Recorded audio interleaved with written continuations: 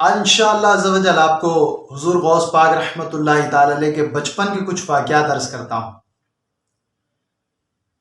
حضور غوث پاک رحمۃ اللہ تعالی علیہ مادرزاد ولی تھے۔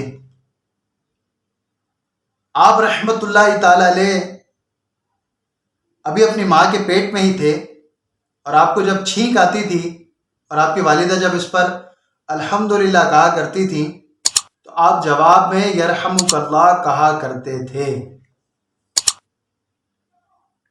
آپ رحمۃ اللہ تعالی علیہ بروز پیر یکم رمضان المبارک کو صبح صادق کے وقت دنیا میں جلوہ گر ہوئے، اور جب آپ کی تشریف آوری ہوئی تو آپ کے ہونٹ مبارک حرکت کر رہے تھے اور اللہ اللہ کی آواز آ رہی تھی۔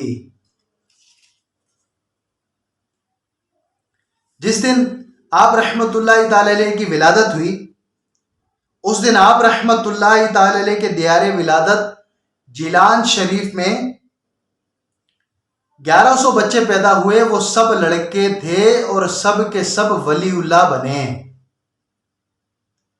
غوث پاک رحمۃ اللہ تعالی علیہ نے پیدا ہوتے ہی روزہ رکھ لیا، اور جب سورج غروب ہوا اس وقت ماں کا دودھ نوش فرمایا۔ آپ رحمۃ اللہ تعالی علیہ کا یہی معمول ہوا کرتا تھا۔ 5 برس کی عمر میں جب پہلی بار بسم اللہ شریف پڑھنے کی رسم کے لیے کسی بزرگ کے پاس بیٹھے تو اعوذ باللہ پڑھ کر سورہ فاتحہ اور الف لام میم سے لے کر 18 پارے پڑھ کر سنا دیے۔ ان بزرگ نے کہا بیٹے اور پڑھیے۔